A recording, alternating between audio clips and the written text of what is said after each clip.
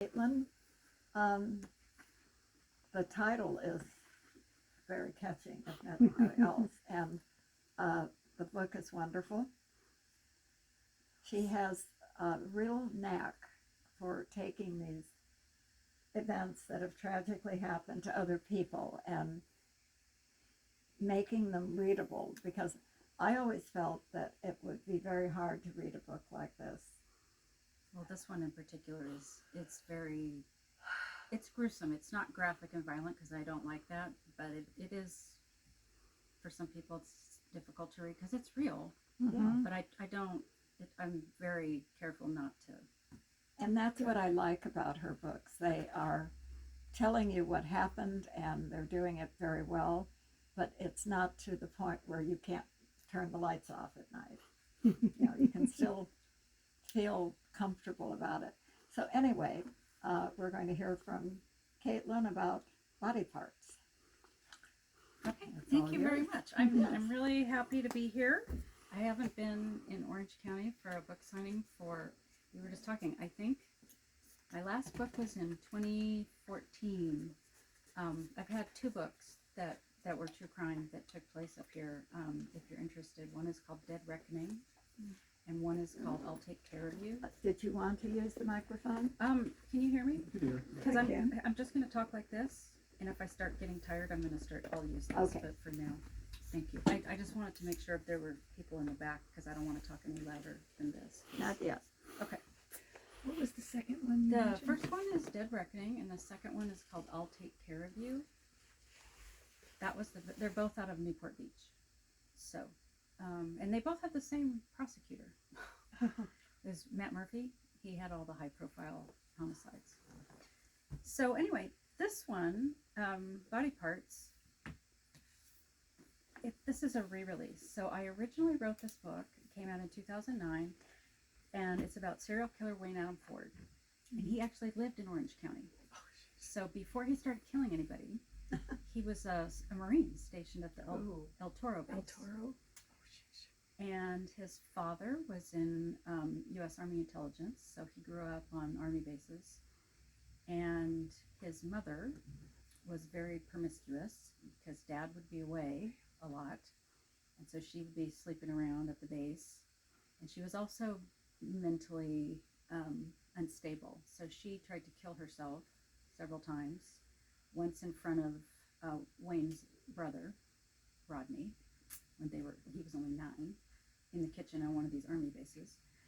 I believe she was also bipolar. And she told her son, Wayne, that he was the product of rape. That his own father had raped her, and he was the product of rape. So apparently when he was young, he was very emotionally kind of troubled.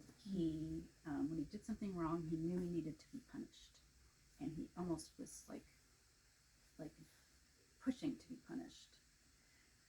And so, he had a kind of a iffy childhood. Part of that, he had no control over some of these environmental factors, genetic factors from his mother. His father was apparently very intimidating and kind of a threatening guy. And so, if Wayne thought he was going to get punished, he would, run away and hide, and his father would have to come after him. So anyway, that's kind of his background growing up. So he's 19, he's a Marine, he's learning first aid, and he is on a date and with a woman who is eventually his wife. And he sees a car crash at the side of the freeway. It's probably the 5. And he says, "Stop, I want to see if I can help." So he gets out and he finds this guy who's injured and he's bleeding from the neck. So, he learned what he needed to do in first aid, and he put his hand on the carotid artery and tried to stop the bleeding. Now, ironically, all those years later, that's what he did in order to kill these women. So I thought that was ironic that he learned how to save someone's life, and he tried to save someone's life. And while he was in the process of doing that, a drunk driver hit him and knocked him 40 feet down the embankment. And he was in the ICU with a severe brain injury for 9 days. So after that, his personality apparently changed. So he was always kind of a kinky, weird guy.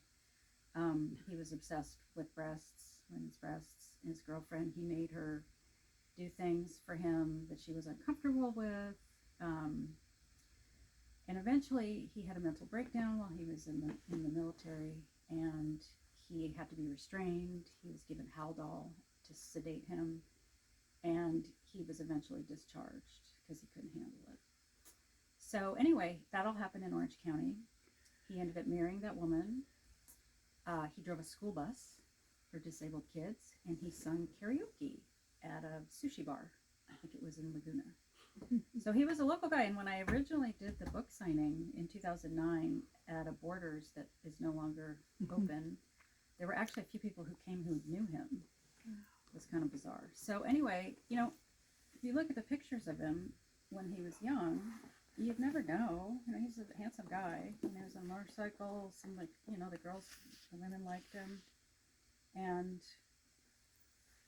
he ended up moving up to Northern California, and he became a long-haul trucker. Now, long-haul truckers, as we